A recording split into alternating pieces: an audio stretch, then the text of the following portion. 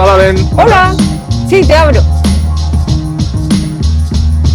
Bon dia, Valen. Què tal? Hola, Cristian, no te esperaba. Què? Treballant encara amb el que vam parlar la setmana passada? Sí, aquí estoy en mi modo obsesivo para poder terminar el trabajo. Bé, doncs avui m'he despertat i he pensat, passa pel taller de la Valen, que segur que m'oferirà un cafè, i així et robo els 10 minuts que necessito per parlar del següent capítol.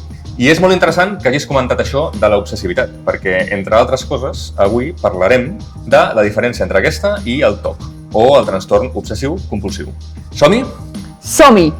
Endavant!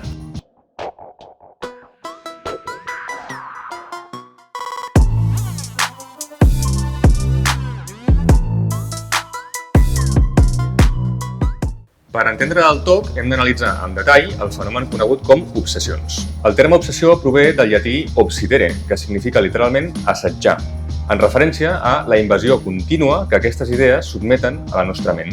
Les obsessions poden prendre forma d'imatges, de records, de melodies musicals o fins i tot d'impulsos, com per exemple la necessitat d'agredir a una altra persona, la necessitat de recitar un vers satànic a l'església o fins i tot de cometre algun acte de tipus perillós, com per exemple tirar-se per la finestra o a les vies del tren. Això, no obstant, gairebé mai acaba culminant-se, ja que no existeix una ideació suïcida real ni tampoc cap trastorn de tipus impulsiu. Aquestes idees contínues van tensionant la persona, que només és capaç de dissipar aquest estrès mitjançant actes específics anomenats compulsions, que si són molt complexos, reben el nom de rituals compulsius. El contingut de les obsessions pot variar bastant, però habitualment gravita al voltant de la idea de contaminació, és a dir, que tot allò que es toca està brut o infectat. La compulsió associada en aquest cas és la del rentat de mans. No estic dient que no ens haguem de rentar mai, però és que aquestes persones poden acabar passant per l'aixeta desenes de cops al dia i poden acabar cremant-se la pell. Altres obsessions poden estar relacionades amb el dubte i la comprovació, com per exemple la idea de que m'he deixat el motor del cotxe encès a la nit i llavors he de baixar 10 cops a comprovar-ho. Aquí molts cops intervé un fenomen conegut com a pensament màgic. Algunes persones tenen la idea obsessiva de que si no comproven el que sigui passarà quelcom catastròfic, com per exemple que la seva parella morirà. Com veus, les idees obsessives són i el pacient les sent com absurdes i inapropiades, és a dir, no ajustades al context. Però no pot fer res per evitar la seva presència i l'estrès associat. Això és el que anomenem pensament egodistònic, que no enganxa amb el que l'ego, el jo, entén com a adequat. Aquesta característica ens diferencia les obsessions d'altres pensaments de tipus egosintònic i sobretot dels deliris que la persona afectada viu com si fossin absolutament reals. Les persones amb obsessions poden intentar ocultar els seus pensaments perquè són tan absurds que els fa vergonya expressar-los. A vegades, aquesta és la primera barrera que hem de superar conjuntament. Un tercer tipus d'obsessió és el d'ordre i simetria, que s'experimenta com una necessitat de tenir tot l'entorn controlat i ordenat a la perfecció. Una persona amb aquest tipus d'obsessió, per exemple, pot tenir la necessitat de tenir-ho tot ordenat abans d'anar a dormir. Això pot significar tenir tota la roba de l'endemà plegada en un lloc específic, tenir diverses alarmes programades i tenir la prestatgeria amb tots els llibres ordenats per ordre alfabètic, entre altres coses. Aquestes persones pateixen el que coneixem com a alentiment obsessiu. Són lentes, arriben tard i són poc eficients en generals per culpa d'aquesta necessitat abrumadora de perfecció. Les obsessions poden aparèixer en diversos diagnòstics, com la depressió o els trastorns de conducta alimentària. En canvi, són pràcticament incompatibles amb un altre de diferent. A veure si l'endevineu. La mania.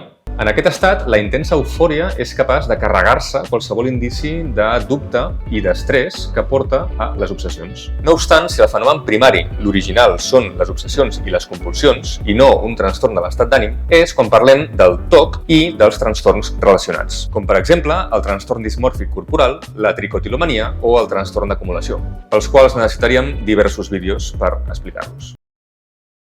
Llavors, quan diem que una persona és obsessiva o que té trets de la personalitat obsessius, cosa que tractarem en un futur capítol, en realitat no té res a veure amb el TOC. Al TOC, les idees es viuen com a estranyes i inadequades, no com les persones obsessives que les viuen com a pròpies i ajustades al context. Al TOC hi ha pensament màgic.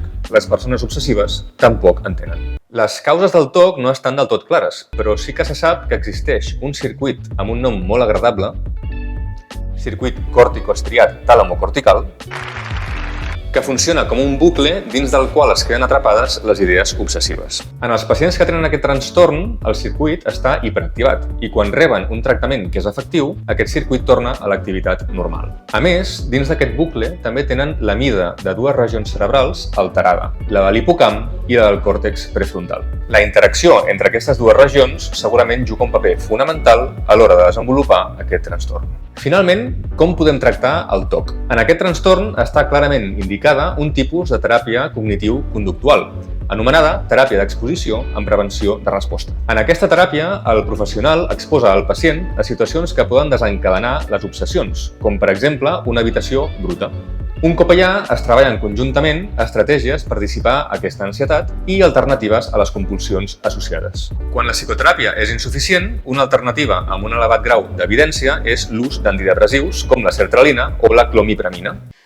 Espera, antidepressius? Però si aquests pacients no estan deprimits, no? Doncs és veritat, però al final antidepressius és un nom genèric que donem a aquestes molècules que al cap i a la fi poden tenir diversos efectes. Dins d'altres camps de la medicina podem trobar casos semblants. Un exemple clàssic és l'ús d'antipalúdics, els fàrmacs que utilitzem contra la malària, per tractar l'artritis reumatoide i altres tipus de malalties autoimmunes. En realitat, haurem de referir-nos als noms químics dels compostos, com per exemple inhibidors selectius de la recaptació de serotonina en lloc d'antidepressius. Però avui dia se segueix fent d'aquesta manera, a l'antiga.